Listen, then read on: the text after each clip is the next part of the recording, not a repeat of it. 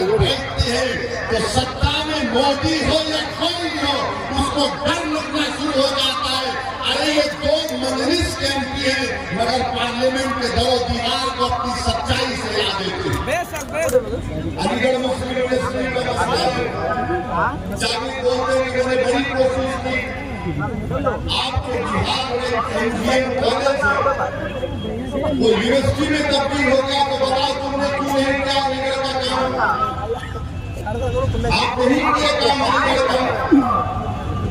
जिस वक्त अलीगढ़ यूनिवर्सिटी का कैंपस का यहाँ पर इफ्तिताह किया गया, डॉक्टर मनमोहन सिंह की सरकार थी,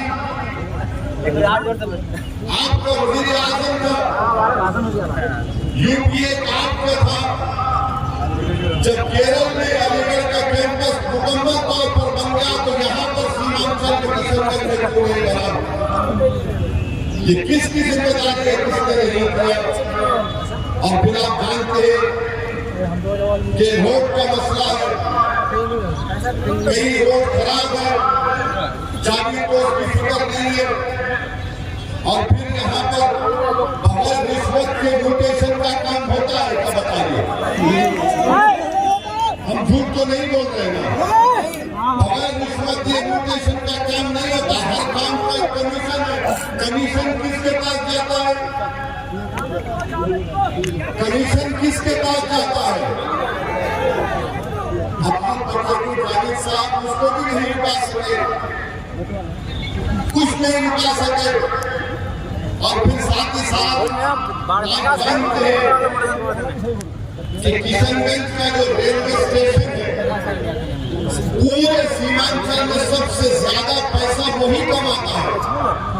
किशनगंज का जो रेलवे स्टेशन है, सबसे ज्यादा पैसे वही कमाता है। दूसरे स्टेशनों को देखो तो वंदे भारत की जो ट्रेन है, हावड़ा से जलपाईगुड़ी किशनगंज में नहीं रुकती। जावेद साहब तुम उसको भी नहीं रुका पाए। अगर तुम 1.5 लाख किलोमीटर चले हैं, तो तुम 10 किलोमीटर रेलवे ट्रैक पर चल के सो जाते कि मैं नहीं जाने दूंगा वंदे भारत को, पूरे लोग निकल कर आओ। जलपाईगुड़ी से हावड़ा से जलपाईगुड़ी ट्रेन जाती है, नहीं रुकती है वंदे भारत की ट्रेन। अच्छा, जावेद साहब के घर के करीब एक रमजान नदी है, उसका मॉडिफिकेशन करना है। घर के बाहर भी आप नहीं करा सकते, आपके घर के करीब है, आपको काम नहीं करवाए। और मेरे अजीज दोस्त और बुजुर्गों, किशनगंज जिला बना 1990 में। किशनगंज जिला बना 1990 में। इस जिले में एक लाइब्रेरी नहीं है, एक लाइब्रेरी नहीं है। आप कैसे एमपी को हम डालेंगे जो एक लाइब्रेरी नहीं बना सकता अपने पार्लियामेंट कॉन्स्टिट्यूंसी में? अपने घर के करीब रमजान नदी का मसला है, नहीं करवा सके। कई गवर्नमेंट के कॉलेजेस नहीं है, अस्पताल नहीं है। 5 साल में जावेद साहब ने क्या निशानगढ़ घाट के ऊपर ब्रिज बनाया, क्या मटियारी के ऊपर ब्रिज बनाया? नहीं बनाया जावेद साहब ने। सही कह रहे हैं। फिर आप जब ये हाँ करोगे तो 26 तारीख को क्या करेंगे? आप देख कर जाएंगे, यहाँ बहादुरगंज के कई बच्चे भारत के कोने कोने होटलों में जाकर मजदूरी करते, बर्तन साफ करते हैं, उसकी भी उनको फिक्र नहीं है। अच्छा, सुरजापुरी को अनेक्सर 1 में जावेद साहब ने लाया, सुरजापुरी को अनेक्सर 1 में जावेद साहब नहीं लाया, जब तक तेजस्वी और नीतीश को ने सपोर्ट कर दिया कांग्रेस पार्टी ने। अरे तुम सत्ता में थे 2 साल, नीतीश ने गुलाटी 2 साल के बाद मारी थी ना, तुम 2 साल में करवा लेते, वो भी नहीं करवाया। अच्छा ये बताइए, बहादुरगंज को अनुमंडल का मौका दिलाया जावेद ने? बहादुरगंज को 25 साल से मुतालबा आपका कि इसको अनुमंडल की मांग की जा रही है।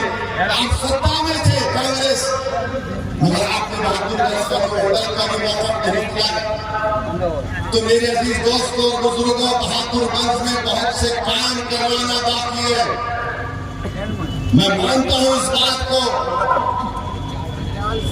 कि जिसको आपने मजलिस के नाम पर वोट दिया वो छोड़कर भाग गए। भागने वाले भाग सकते, मगर एक बात को यकीन कर लो आप, असदुद्दीन ओवैसी को अल्लाह जब तक जिंदा रखेगा मैं किशनगंज और सीमांचल की लड़ाई लड़ता रहूंगा। ये मैं आपसे वादा कर रहा हूं।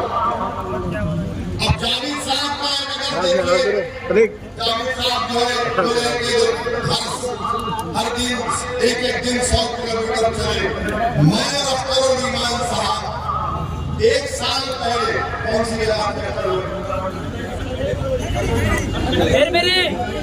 फरवरी में हम लोग 15 मिनट नदी में चले।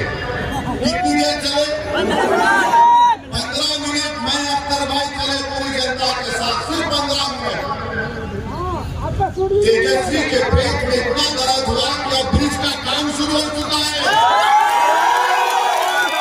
तो जावेद इसको चलना बोलते, जब हम चलते हैं तो तुम्हारा तेजस्वी हिलना शुरू हो जाता है।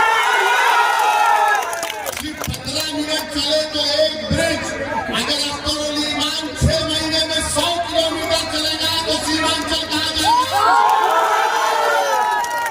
तो जावेद के चलने में हमारे चलने में फर्क है कि जब हम चलते हुकूमतें हिलती हैं, जावेद चलता है तो किसी को पता ही नहीं होता कि चलने में फर्क है। जब एक मर्द मोमिन चलता है तो बाकी खापता है, जब कमजोर चलता है तो बाकी बोलता है अपना है, इसको जेब में डाल लेंगे।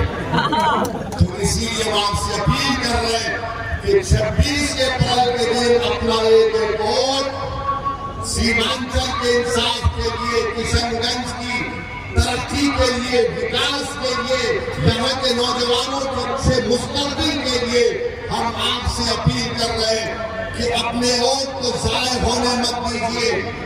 अख्तरुल ईमान को अपना नया एमपी मुंतखब करिए और जब अख्तरुल ईमान दिल्ली पहुंचेगा इंशाअल्लाह तमाम की दुआ और अल्लाह के फजल व करम से नबी करीम सल्लल्लाहु अलैहि वसल्लम के सदका और तुफैल में, तो जावेद भी पार्लियामेंट में बैठता था। आपने जावेद को देखा पार्लियामेंट में बैठते हुए? मगर जब अख्तरुल ईमान असदुद्दीन ओवैसी और इम्तियाज जलील के साथ बैठेगा तो आपको पैगाम आएगा कि भारत के 3 दूल्हे बैठे हुए हैं, हमारे साथ अख्तरुल ईमान बैठेगा। दुनिया देखेगी और हम ताकतवर इख्तिदार में कोई भी होगा उसको बताएंगे सीमांचल से इंसाफ करना पड़ेगा।